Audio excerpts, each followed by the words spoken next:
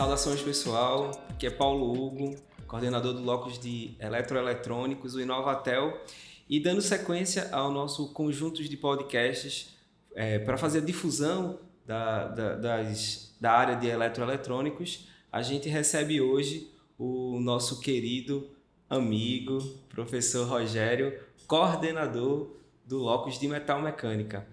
Rogério, se apresenta aí para o pessoal. Opa, Paulo, primeiro, obrigado pelo convite, tá? Eu sou Rogério Pontes, né, professor da Universidade de Pernambuco, especificamente na Escola Politécnica de Pernambuco. Minha formação e minha área de atuação é engenharia mecânica com ênfase em manufatura, né? E prazer imenso estar aqui podendo dialogar um pouquinho sobre esses temas aí quentes, né, para o momento. Bacana, bacana.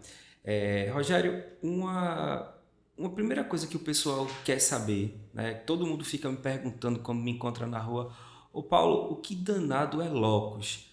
O que é o Locus de Metal Mecânica? Então, o Locus, ou os Locus, eu posso assim dizer, é uma política pública, né, que teve início aí por uma ação da Secretaria de Ciência, Tecnologia e Inovação daqui de Pernambuco, em que teve por objetivo integrar várias ICTs, né, Institutos de Ciência e Tecnologia, com empresas, de modo que criasse uma rede para que cada setor em que o Locus está constituído pudesse ter aí um crescimento na inovação desse referido setor no Estado. Então, tratando especificamente do Locus Metal Mecânica, é um Locus em que existem instituições de ciência e tecnologia da área de mecânica, quer dizer, com professores e pesquisadores da área de mecânica, empresas e associações, de modo que, no decorrer das ações do Locus, nós estamos, eu até posso dizer que estamos, porque o Locus ainda é uma política pública que ainda está em curso, né? Diversas ações que visam trazer crescimento e inovação para o setor metal mecânico, né? Ações essas que elas não só se restringem a ações aqui dentro do estado de Pernambuco, mas que incorporam, por exemplo, parcerias com órgãos e entidades do país, não só daqui do estado, mas também fora do país. Então, a gente vem realizando várias ações no intuito de até fazer essa aproximação com outras instituições de âmbito nacional e internacional para tentar fortalecer o setor metal mecânico aqui no estado de Pernambuco. Bacana, velho, bacana. E uma coisa que é legal do Locus, ou dessa política que fez crescer, que fez fomentar várias redes diferentes, é que ela montou também uma rede meio que assim, intra-Locus, né? Vários LOCE, lote, Marcelo vai me pegar. LOCE, vários LOCEs, eles se integrando, né, se juntando e acaba trazendo uma proximidade, acaba trazendo projetos em comum e tal. A gente falou de algumas experiências já do Locus de Eletroeletrônico. Aí eu queria que tu falasse um pouquinho dessas experiências que tu tivestes no Locus de Mecânica com outros Locus e melhor ainda com o de eletrônica, que a gente fez muita coisa, né? Com certeza, Paulo. Então, eu sempre gosto, né, eu sempre costumo falar dessa dependência, né, das múltiplas áreas para o crescimento de um determinado setor, né? Então, quando a gente está falando de máquinas e equipamentos, por exemplo, tratando aqui do setor metal mecânico, tem uma forte dependência da eletrônica, tem uma forte dependência da computação, tem uma forte dependência dos outros setores, nas quais, sem essa integração, a gente não teria desenvolvimento tecnológico e, consequentemente, esse cenário inovador que a gente vem tendo hoje. Falando especificamente de eletrônica, eu sou suspeito para falar, porque, além de colegas de Locus, nós somos amigos e tal, mas é fato de que há essa forte dependência, né? Hoje a gente não tem, por exemplo, dispositivos mecânicos, equipamentos que operam simplesmente por mecanismos sem a dependência de eletrônica. E a eletrônica, ela hoje vem muito forte nesse contexto de transformação digital, né? Então, assim, é impossível falar de desenvolvimento em metal mecânica sem falar de envolvimento da eletrônica e das áreas que fazem parte. E a gente sabe que também, aí puxando a sardinha para o nosso lado, que mecânica e eletrônica são fundamentais para as outras áreas que constituem os outros Locus. Então, como por exemplo, a gente pode estar falando aqui do setor de confecções, a gente pode estar falando do setor de agropecuária, dentre outros que têm forte dependência, né, de tecnologias que se baseiam em mecânica e eletrônica. Então, assim, na minha concepção, são áreas extremamente correlacionadas, entende? Que uma depende muito fortemente da outra e que ambas contribuem para a inovação. Isso. Eu acho que a parte de eletrônica, a gente conseguiu meio que prototipar bem, diminuir bem, para diminuir o tempo de desenvolvimento de determinado dispositivo, de fazer o teste, de fazer um protótipo, de fazer um MVP. Hoje em dia é fácil, é tranquilo fazer um protótipo, um MVP aqui em Pernambuco, ou é muito caro fazer alguma coisa assim diferente? Você tem uma ideia bacana e vou implementar, não sei o que lá. Perfeito, perfeito. Excelente pergunta. Principalmente porque vai de encontro ao que a gente hoje vem trabalhando no Locus, de metal mecânica, que é o seguinte. Nós, né? A gente hoje não pegou bem, não. Nós escutamos muito hoje o termo manufatura aditiva ou impressão 3D. Todo mundo imprime, né? Impressão 3D todo mundo faz. Inclusive, eu levo meu pet para um local que eu faço a tosa dele e tal. Aí lá, tá lá, recepcionista com uma impressorinha 3D. Imprima seu chaveiro com o nomezinho do cachorro. Aí bota lá. Até aí tudo bem, né? Perfeito. Todo mundo vai lá, aperta o botãozinho, dá o play, a máquina funciona. Mas quando a gente se refere à manufatura aditiva, esse termo se refere à adição de material que não necessariamente se constitui de um material polimérico. Então, quando a gente fala de manufatura aditiva de metal, primeiro que requer um conhecimento extremamente extenso acerca de metalurgia, então não é todo mundo que faz manufatura aditiva de metal. Os custos são muito elevados. E é uma tecnologia que não apenas no Brasil, mas no mundo vem tendo assim, um grande interesse por parte das empresas, dos pesquisadores, porque isso diminui bastante o tempo de produção de uma determinada peça com geometria complexa, que se você fosse utilizasse aí de meios tradicionais de fabricação de manufatura, você iria levar um longo período de tempo, além dos custos envolvidos serem muito altos. Então, hoje, o Locus Metal Mecânica vem tentando constituir parceria com instituições a nível internacional para a gente tentar fortalecer o conhecimento acerca de manufatura aditiva de metal, para reduzir tempo de prototipagem, conseguir peças com excelente resistência mecânica e assim, um processo relativamente simples de produção, atrelado, logicamente, à redução de custo. Então, sim, é possível você produzir com custo baixo, mas falando do contexto de mecânica, falando do contexto de metal, ainda é um desafio e é o que a gente vem tentando trabalhar, porque inclusive é um dos pilares da indústria 4.0. Né? Entendi. Então, se a gente hoje quiser abrir uma empresa, né, ou até mesmo fazer uma pesquisa, ter uma iniciativa, um empreendimento assim, na área de mecânica, a gente precisa fazer um planejamento muito grande, porque o investimento pode ser muito alto, né? Isso. Na verdade, eu sempre costumo falar que as brincadeiras em mecânica sempre são muito caras, né? Desde ferramentas, a máquinas, a infraestrutura para que você consiga manter, né, equipamentos que serão utilizados para produzir algo. Por outro lado, a gente percebe que algumas áreas, algumas tecnologias dessa parte mecânica, principalmente, como eu falei aqui, esse exemplo de manufatura aditiva de metal, ainda requer investimento, ainda requer mais atenção para que consigamos ter assim, um parque tecnológico capaz de atender essas demandas. Hoje, quem vem muito fortemente fazendo investimento nesse setor é Santa Catarina. Santa Catarina, eles investem, eles já têm assim, uma certa referência, mas aqui em Pernambuco, e eu diria até no Nordeste, ainda fica a desejar. Isso, de certa forma, é uma boa oportunidade. É uma boa oportunidade para que a gente consiga tentar alavancar, né, e, consequentemente, nos tornarmos de referência aqui no Nordeste no que diz respeito à manufatura aditiva, por exemplo. Bacana. Mudando um pouquinho assim de manufatura, tem uma área, mecânica e eletrônica, metal mecânica, eletroeletrônica, tem alguma área em comum que a gente possa juntar para uma pessoa hoje empreender, né, nessas duas áreas? Onde é que está a união dessas duas? Posso responder com, eu não diria uma palavra, né? Porque talvez aí nem será uma frase, né? Mas eu posso dizer que indústria 4.0. O termo indústria 4.0 é um termo que remete, a gente sabe, à transformação digital da indústria. Quando a gente se refere à transformação digital, eu me refiro a diversos cenários, desde coletar dado em tempo real, que hoje dado representa o petróleo do momento, né? Dado é algo muito valioso, então todas as empresas querem ter dados em tempo real para conseguir tomar decisão de forma rápida e assertiva, né?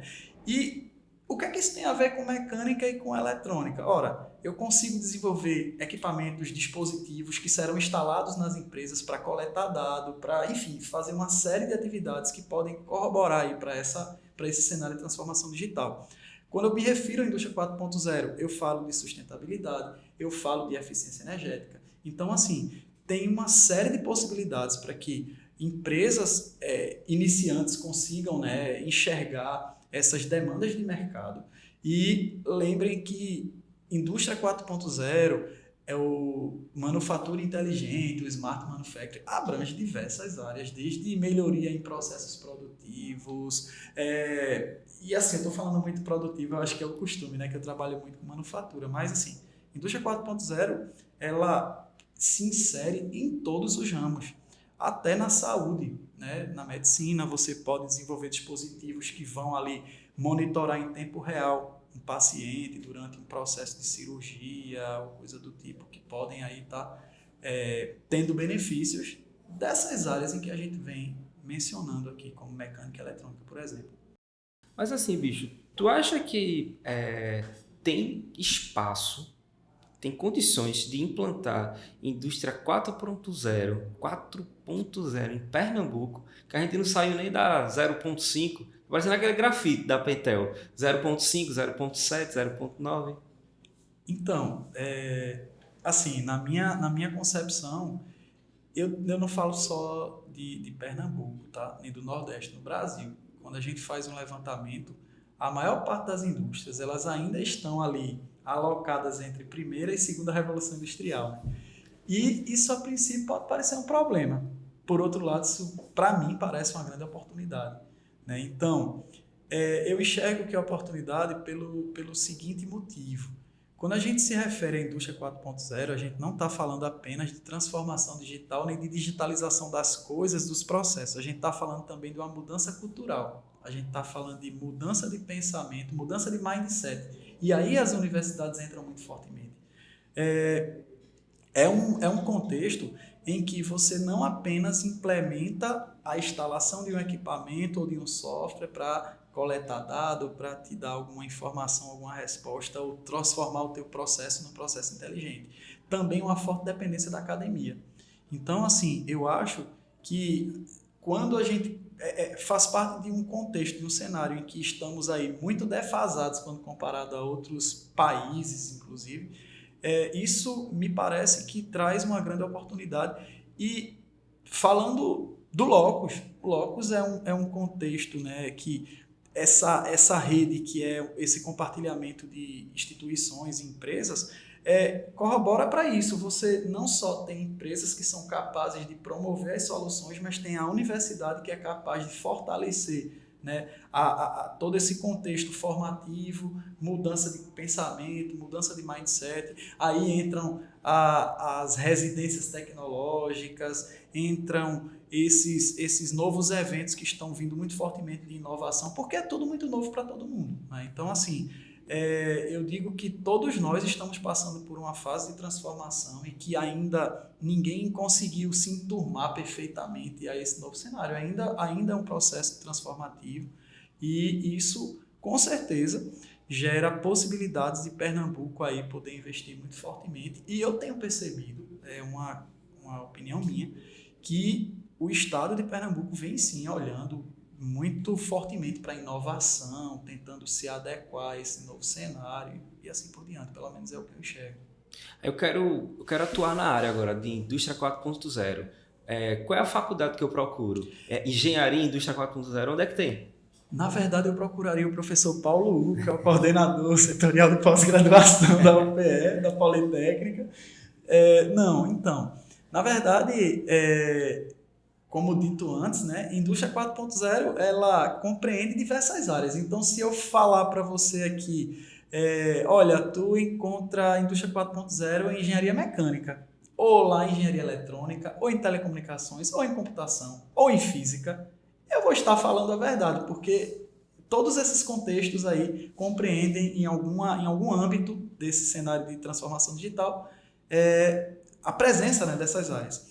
Então, assim, existem hoje algumas alternativas, né? A própria, lógico, eu sou da UPE, mas falando da UPE, existem ações que já estão sendo tomadas, como a própria Residência 4.0, né? Que a gente conhece como PE 4.0, foi a primeira versão, e a segunda versão, que não só foi em Pernambuco, mas foi para o Nordeste, foi a NE 4.0. Ação essa da UPE, junto com a SUDENE e outras universidades espalhadas no Nordeste, promovendo essa residência, que nada mais é do que uma especialização, né, lato sensu, em indústria 4.0, na qual os residentes eles têm a possibilidade de não só vivenciar conhecimentos das várias disciplinas nesse contexto, mas também ficarem aí inteirados acerca desse estado da arte, né? O que é que está acontecendo com esse novo cenário, com essa nova transformação da indústria.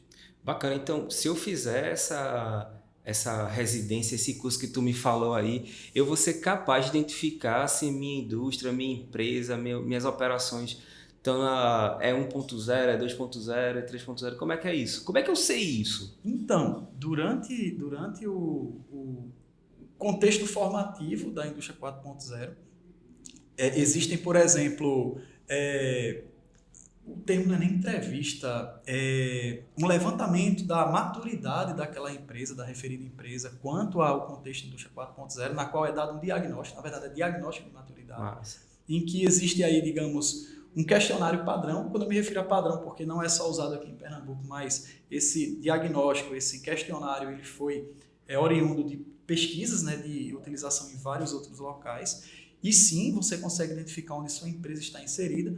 E uma vez que você faz parte da residência tecnológica, você não é só capaz de identificar em que cenário sua empresa se encontra, mas também você agora é uma das pessoas habilitadas a trabalhar com a indústria 4.0, a trazer a transformação para a sua empresa. Você vai ser um dos colaboradores da sua empresa que pode se tornar responsável ou assumir essa frente de estar trazendo benefício da transformação digital. Massa, massa. E se eu quisesse hoje, terminei minha graduação, sou engenheiro eletrônico, engenheiro mecânico, engenheiro de automação, e eu quero empreender, eu quero abrir uma startup na área de indústria 4.0.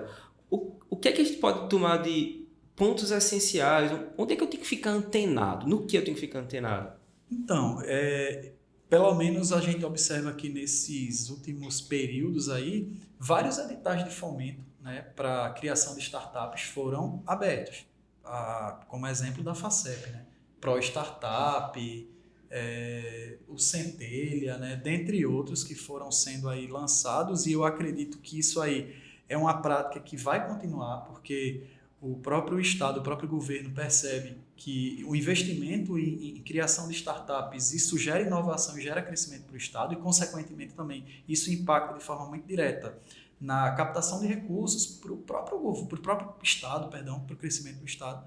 E, assim, eu acho que o primeiro passo é esse, é estar antenado em editais de fomento. O fato de você estar intimamente relacionado, tendo essa ligação com a universidade, inevitavelmente você já vai estar ouvindo, né? Você vai estar interagindo com pessoas com professores, com colegas de turma que de algum modo têm relação com esses editais, com esses mecanismos de conseguir fomento para a inovação e, consequentemente, para abrir uma startup. Bacana. Consegui dinheiro para fazer uma minha startup, tive uma ideia massa. Me diga, onde é que eu vou construir, onde eu vou colocar a minha empresa para poder tocar essas coisas? Então, várias são as possibilidades, né? Agora sim, puxando a sardinha para o meu lado, você pode entrar em contato comigo e a gente tenta ver alguma coisa na Parquitel. Eita, pois é. Aí é importante a gente anunciar, né? Assim, não é em primeira não, mas Acho que vai ser a primeira entrevista como o cientista-chefe, né, do Parquetel, né, gestor do Parquetel. E aí, Rogério, como é que é esse novo desafio, cara? O que é o Parquetel? Então, vê, o Parquetel, eu não sei se existe uma definição específica, mas eu posso classificá-lo como sendo um hub, né, para estimular inovação, competitividade, capacitação empresarial para a manufatura, né, integrando governo, universidades, escolas técnicas e empresas. Então, o Parquetel, ele tem por objetivo contribuir para a aceleração, para o crescimento das empresas aqui no estado e também dar suporte para essas novas empresas que vêm a surgir. Então, o Parquetel, ele é um espaço em que você consegue não só utilizar-se de uma infraestrutura excelente, com ar-condicionado, internet, estacionamento, você consegue se instalar lá, você consegue iniciar a produção de um produto que você está para desenvolver, ou que você inicia, você consegue utilizar todos os equipamentos de lá e você tem condições de desenvolver a cabeça de série da sua empresa, você tem condições de, sei lá, utilizar manufatura aditiva, você usa um centro de usinagem, agora a gente está instalando lá uma injetora de plástico, então você consegue, por exemplo, eu vou falar da sua área de eletrônica, né? Você consegue prototipar desde a placa do circuito eletrônico até o envoltório, né, que vai alocar essa plaquinha eletrônica. Você consegue produzir tudo lá no Parquetel e ao final você tem o seu produto pronto, pagando um valor, eu diria até, eu não sei se o termo irrisório fica legal, mas um valor muito baixo, que de fato chega até a ser irrisório, pelo que ele te oferece, pela que a estrutura do Parquetel te oferece. Então, isso não podemos esquecer que é uma ação da Secretaria de Ciência, Tecnologia e Inovação, daqui de Pernambuco, e que esse apoio ele se dá pela importância, né, da criação de empresas e startups aqui para o crescimento do Estado. Ah, legal, legal. Assim, como é que o Parquetel ele pode ajudar, né, assim, colaborar? O que é que ele promove assim que pode facilitar a atuação de grandes empresas, médias empresas e de pequenas iniciativas nas áreas, né? Quais são as áreas que tem lá? Então, na verdade, o Parquetel, a princípio, né, o Parquetel ele foi constituído para apoiar as empresas do setor de eletroeletrônicos, né? Porém, quando a gente fala de Parquetel, a gente fala de um ambiente que ele não só dispõe de infraestrutura para apoiar a eletroeletrônica, mas a gente tem a parte de metal mecânica, a gente tem pessoal de programação, a gente tem pessoal de diversas outras áreas que conseguem trabalhar de maneira conjunta para chegar a um objetivo comum. Então, quando hoje nós presenciamos as incubadas que se encontram no Parquetel, eu não vou mencionar o nome delas, mas você observa que os times, as equipes, elas são multidisciplinares, né? Então, eu não diria que hoje o Parquetel ele é, digamos assim, mais atrelado a uma área do que outra área.